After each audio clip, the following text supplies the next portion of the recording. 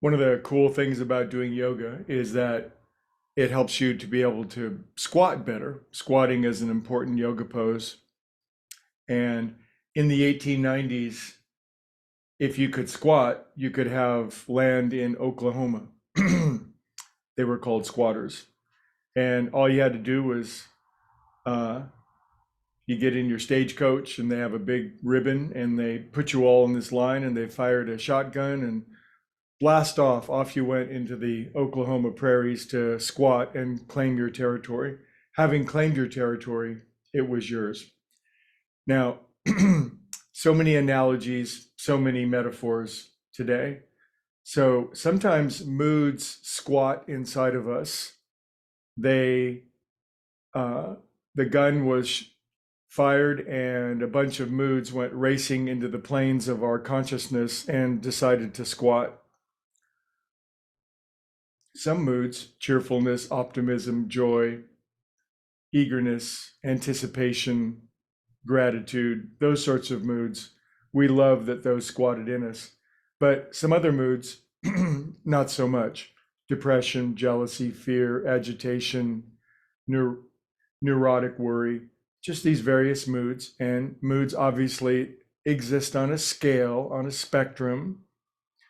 When I talk about overcoming moodiness, I'm obviously talking about overcoming negative moodiness. There are so many wonderful colors on the palette of good mood that we are um, happily enjoined to join, I would say. But if some moods have squatted inside of us, they must be evicted. They have to go. You got to go.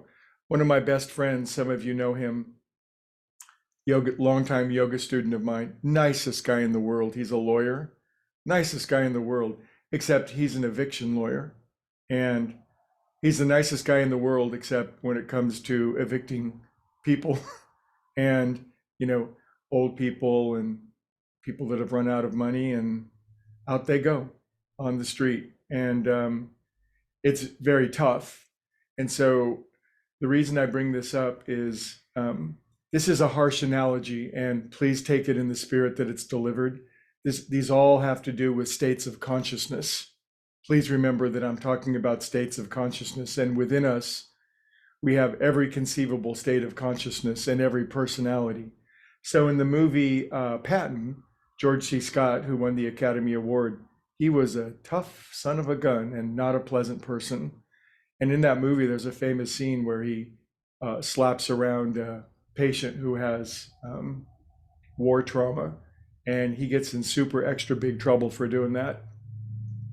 He has to apologize both to the soldier and to the entire Seventh Army, and he's in the doghouse for many months before he emerges. But to some degree, we have to say to our inner moodiness, those on the lower scale, that they got to go. They have to be slapped around a little bit.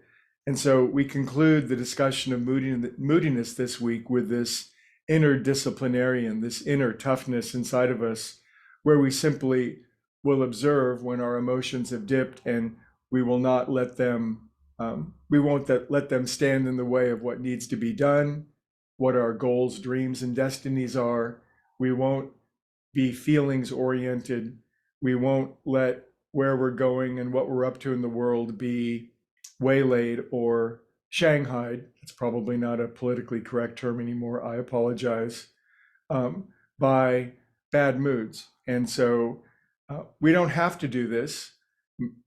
Negative moodiness can be indulged in forever, but it's remember that that kind of moodiness is movement of the mind, and we're reminded, admonished in the scriptures. It says, "Be still and know that you're God." So if we're constantly wandering around in a chronically bad mood or chronically bad moods, we simply must gather this inner disciplinarian and say, enough is enough.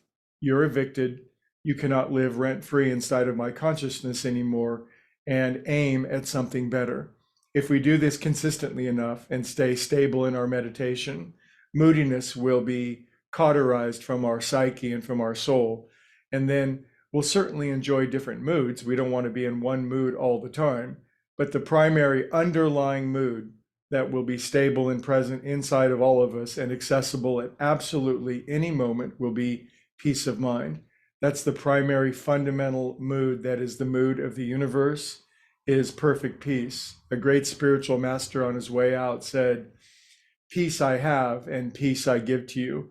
So be on the lookout for any moods offering you a suitcase with $1 billion in them, and instead go for peace of mind, because that's the one that's eternal and will last us all the time. So I hope you enjoyed the talk on moodiness, and I hope you enjoy all the good ones today.